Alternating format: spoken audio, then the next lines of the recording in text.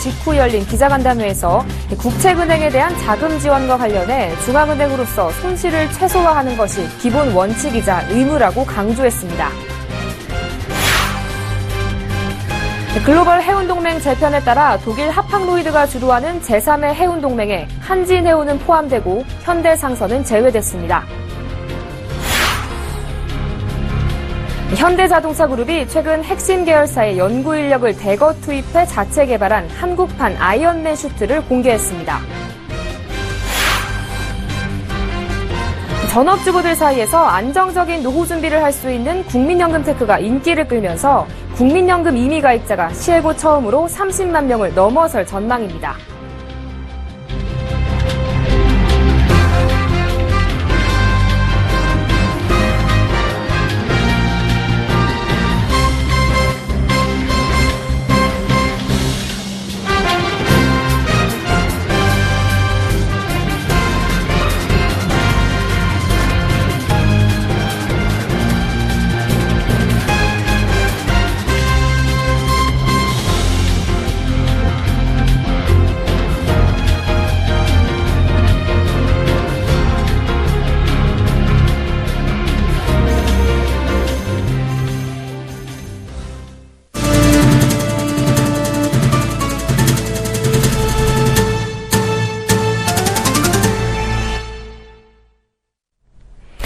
여러분 안녕하십니까? 13일 금요일 생경제연장 오늘의 주요 뉴스입니다. 네, 한국은행의 금융통화위원회가 열렸습니다. 오늘 금통위에서는 이주열 한국은행 총재가 국책은행 자본확충 방안에 대한 입장을 밝힐 것으로 예상돼 관심을 모았는데요. 하지만 이 총재는 아직까지 결정된 바가 없다고 말을 아꼈습니다. 이보경 기자가 전합니다. 오늘 오전 서울시 중구 한국은행에서 금융통화위원회가 열렸습니다. 이주열 한국은행 총재는 금통위 직후 열린 기자간담회에서 국책은행에 대한 자금 지원 방안에 대해 언급했습니다. 이 총재는 자본 확충 펀드가 하나의 대안으로 논의되고 있지만 확정된 바가 없다며 선을 그었습니다.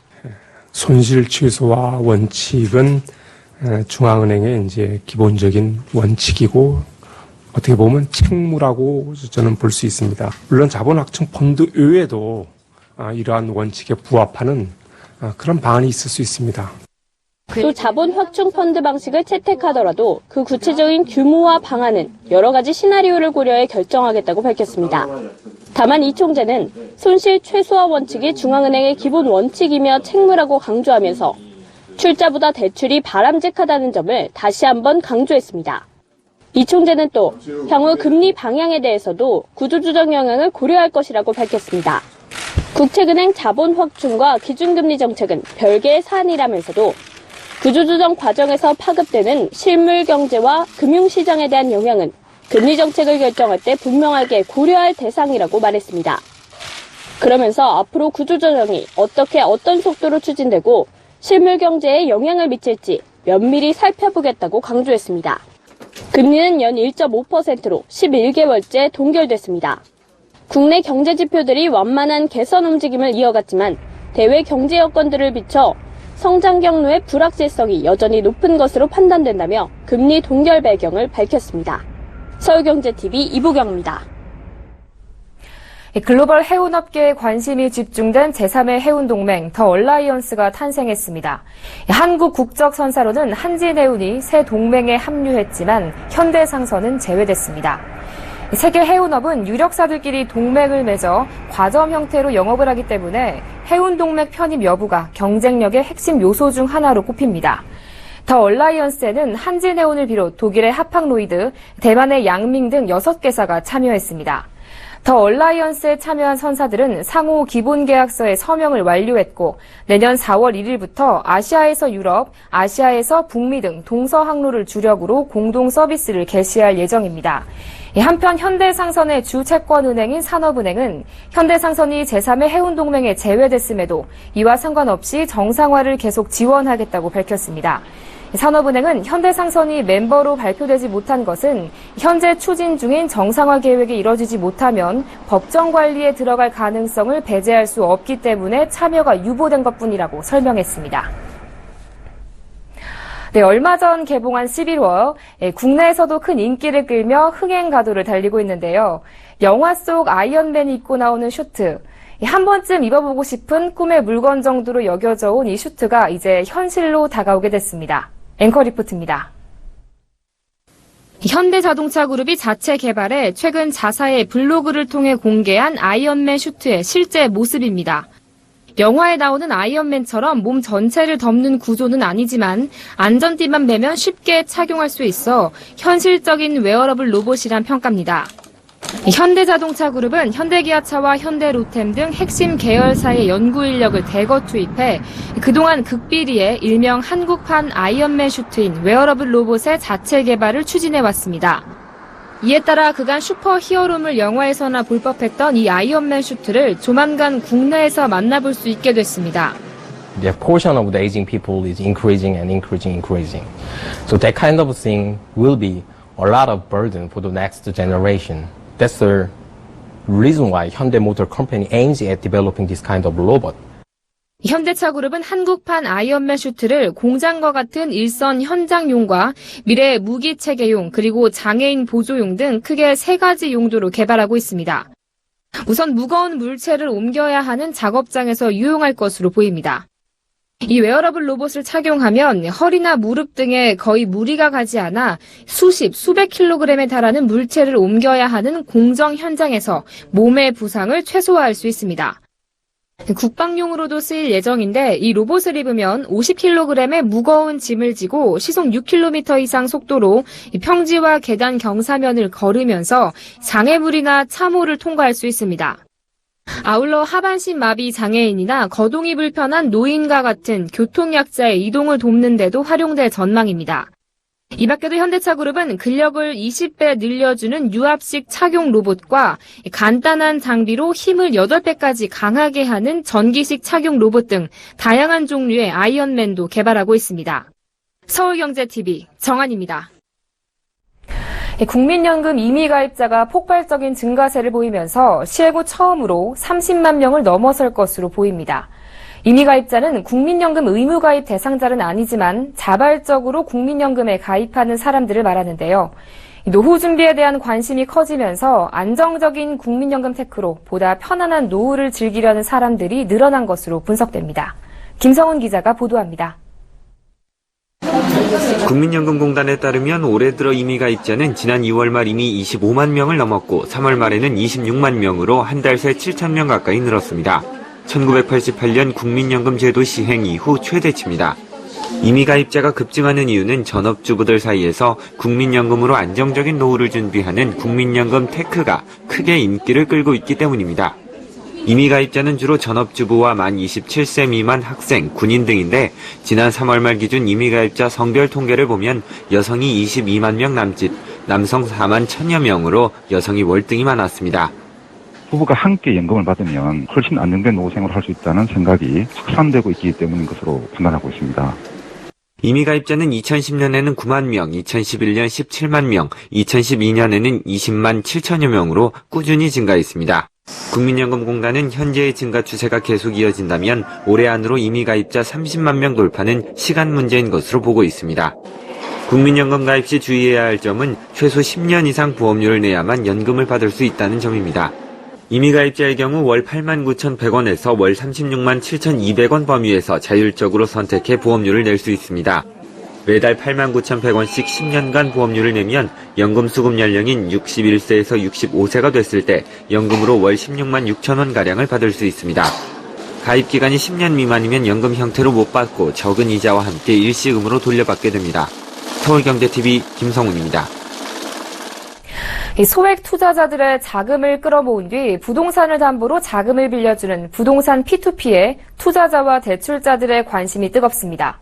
온라인에서 클릭 한 번으로 투자를 할 수 있고 연 10% 내외의 높은 수익이 기대되기 때문입니다. 양한나 기자가 보도합니다. 최근 높은 인기를 끌고 있는 부동산 P2P 업체 중 한 곳인 테라펀딩. 이 업체가 지난달 진행한 총 8건의 펀딩 규모는 무려 32억 3천만 원에 달합니다. 이 투자액이 몰리는 데 걸린 시간은 15분 27초에 불과했습니다. 1억 원이 모이는 데 걸린 시간이 평균 28.7초에 지나지 않은 것입니다. 지난 3월 1억 펀딩에 걸린 시간 6분보다 약 13배 더 빨라졌습니다. 지난달 5일 진행된 시흥 월곡역 22세대 도시형 생활주택 2차의 4억 펀딩은 1분 51초, 28일 진행한 이천 하이닉스 인근 빌라 신축 공사 7억 펀딩은 1분 3초 만에 마감됐습니다. 같은 기간 총 투자자 수는 540여 명, 이 중 5천만 원 이상 고액 투자자는 10명이었습니다. 1인 누적 최대 투자액은 2억 원, 1인당 평균 투자액은 약 912만 원에 달했습니다. 이처럼 최근 부동산 P2P의 투자자들의 관심은 급증하고 있습니다. 인터넷 사이트에서 클릭만으로 투자가 가능하고 무엇보다 연 10% 내외의 높은 수익률이 제시되고 있기 때문입니다. 부동산 대출의 리스크도 신용대출보다 낮은 편입니다. 담보 기반으로 대출 상품을 제공하니까 투자자들이 일반 신용 대비해서는 안정성을 훨씬 더 느낄 수밖에 없고요. 높은 수익률을 더 일으킬 수 있기 때문에. 전통적인 투자처였던 부동산이 핀테크와 결합한 간편 투자로 바뀌면서 부동산 P2P의 인기가 고공행진 중입니다. 서울경제TV 양한나입니다.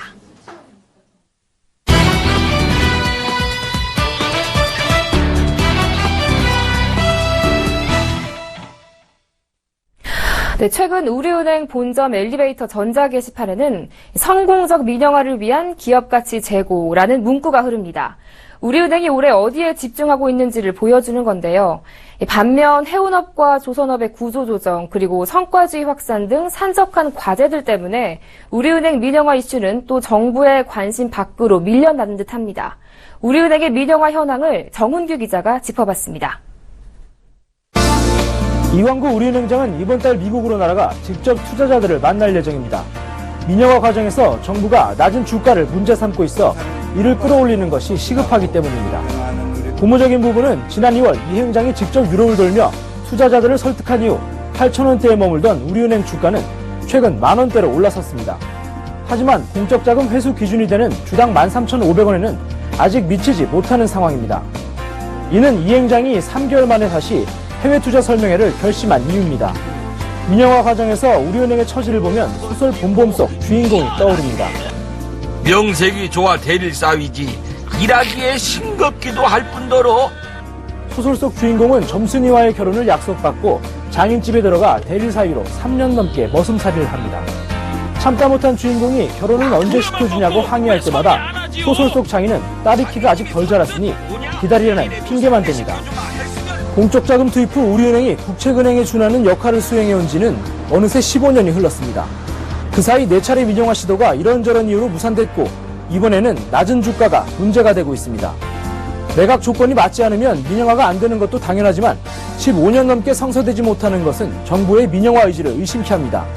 우리은행의 주가는 2만 원을 넘은 적도 있고 민영화 3대 원칙 중 하나가 빠른 민영화이기 때문에 더 그렇습니다.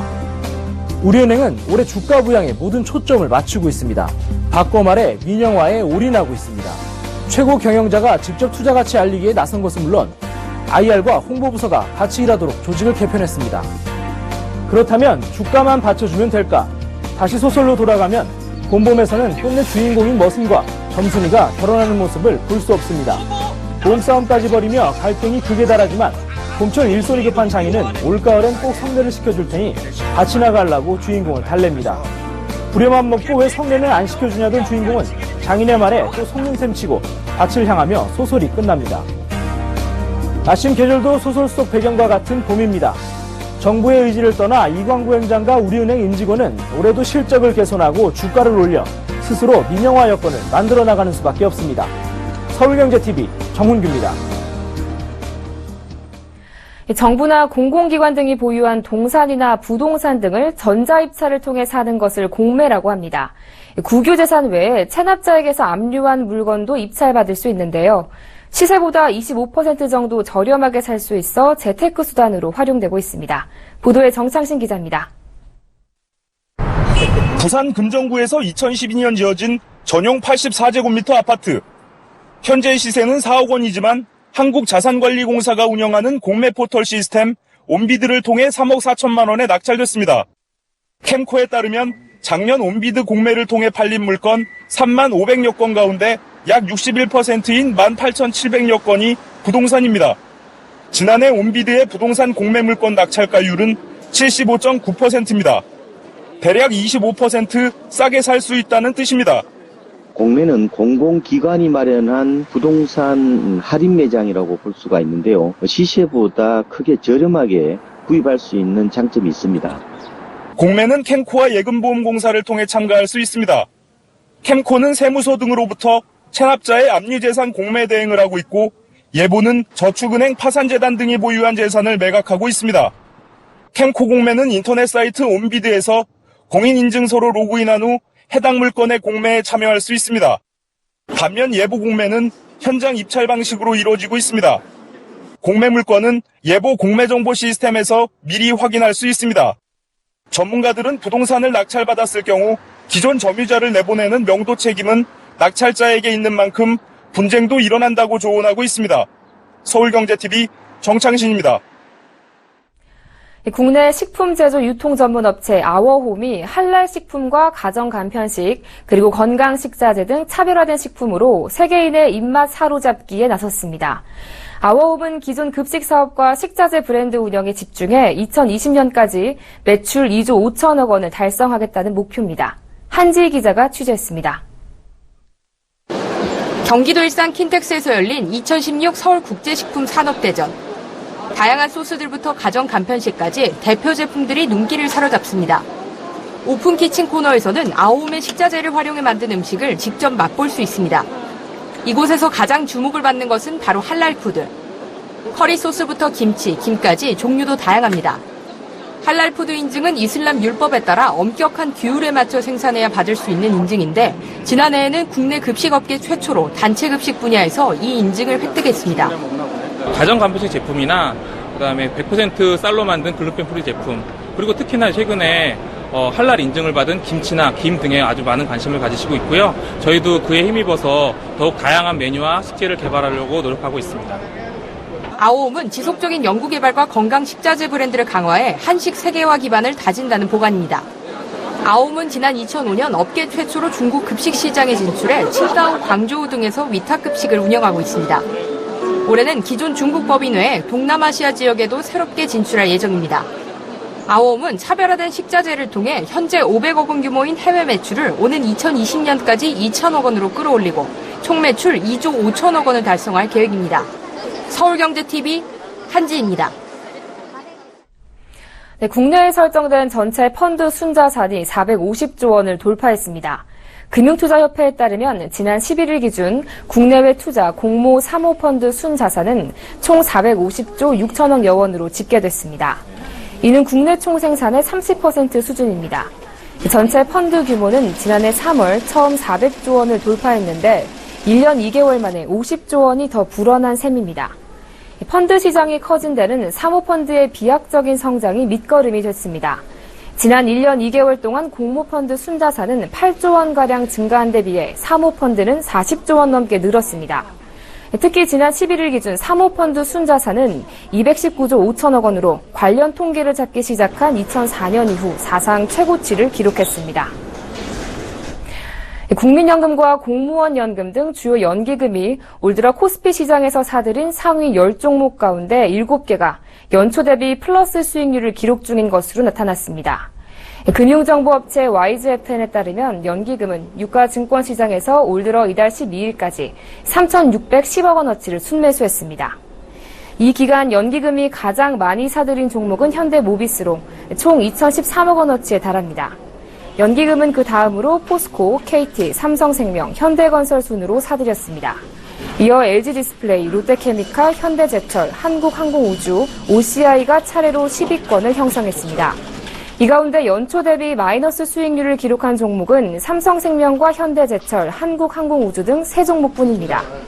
특히 플러스 수익률을 기록한 종목 가운데 OCI와 포스코, 현대건설 등은 20%가 넘는 수익률을 올리고 있습니다.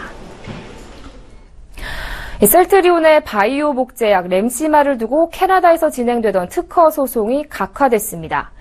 앞서 셀트리온은 캐나다에서 염증성 장 질환에 대한 램시마의 적응증 추가 허가를 신청했습니다. 그러나 램시마의 오리지널 의약품 특허권을 가진 얀센이 램시마가 자사의 특허를 침해한다며 허가증 발급 금지 신청을 냈습니다. 이번 특허 소송 각하에 따라 램시마는 캐나다에서 염증성 장질환 치료제로 허가를 받을 수 있게 됐습니다. 이를 바탕으로 셀트리온은 캐나다 시장 확대를 본격화할 전망입니다. 포스코 건설이 오늘 경기도 화성 동탄 2신도시 A36블록에 동탄역 더샵 센트럴시티 2차 모델하우스를 열고 본격적인 분양 일정에 돌입했습니다. 이 아파트는 지하 1층에서 지상 최고 25층, 10개 동, 전용 74제곱미터에서 84제곱미터, 745가구 규모로 구성됐습니다. 더샵 센트럴시티 2차는 동탄역을 도보로 이용할 수 있습니다. 특히 올해 개통 예정의 수도권 고속철도 이용 시 동탄역에서 수서역까지 18분 만에 도달할 수 있습니다. 또한 용서고속도로, 경부고속도로 등의 이용도 편리합니다. 이 단지는 분양가 상한제가 적용된 민간 아파트로 분양 가격은 전용 면적 74제곱미터의 경우 3억 5,510만 원에서 3억 7,650만 원, 전용 84제곱미터는 3억 9천만 원에서 4억 1,970만 원으로 책정됐습니다. 오는 18일에서 19일 1순위와 2순위 청약 접수를 받고 당첨자 발표는 25일입니다. 화성시에 1년 이상 거주한 사람에게 일반 공급 세대수의 30%를, 경기도에 6개월 이상 거주한 사람에게는 20%를 우선 공급하며 나머지 물량은 서울, 경기, 인천 등 수도권 거주자에게 공급됩니다. 대우조선해양은 최근 재부제표 수정으로 지난 2년간 실적이 대규모 적자로 돌아섬에 따라 상여금 재조정이 불가피해 고재호 전 사장이 재직 당시 받은 상여금 5억여 원을 돌려받는 방안에 대해 검토하고 있습니다. 롯데그룹 창업자 신격호 총괄회장이 성년후견 개시 여부를 가리기 위한 정신감정을 받기 위해 오는 16일 서울대병원에 입원합니다. 해외 가전박람회에서 경쟁사의 제품을 파손한 혐의로 기소돼 1심에서 무죄를 선고받은 조성진 LG전자 홈어플라이언스 사업본부장에 대한 항소심에서 검찰은 1심의 구형량과 같은 징역 10개월을 구형했습니다. 한국도로공사는 토요일인 내일 전국 고속도로 교통량은 전주보다 30만 대 줄어든 464만 대로 지난 황금 연휴보다는 덜 혼잡할 것으로 예상했습니다.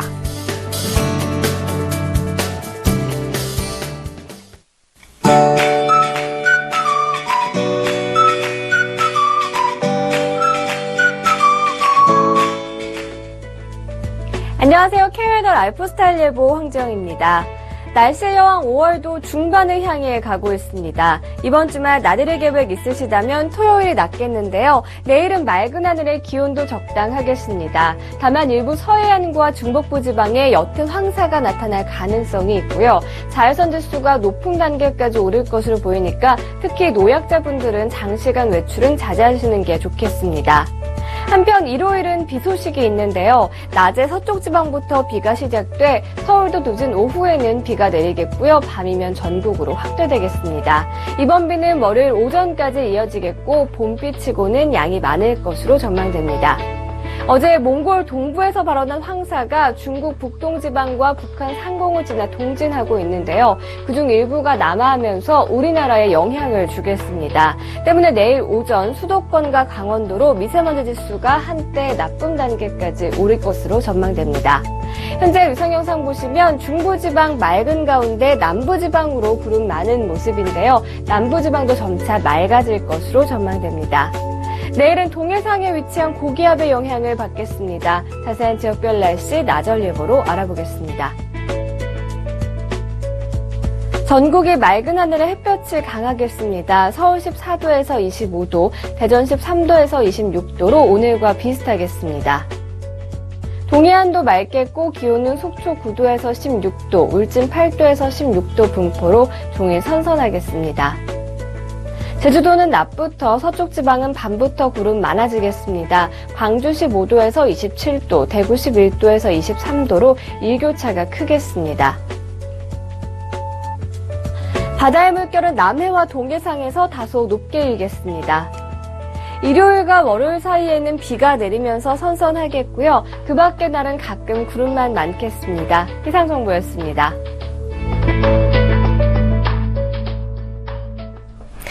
네, 주말 동안 맑고 따뜻한 봄날 만끽하실 수 있다고 하니까요. 나들이 가셔서 주중 동안 쌓인 피로 풀어보시는 건 어떨까요? 생경제연장 여기서 마칩니다. 편안한 주말 보내십시오.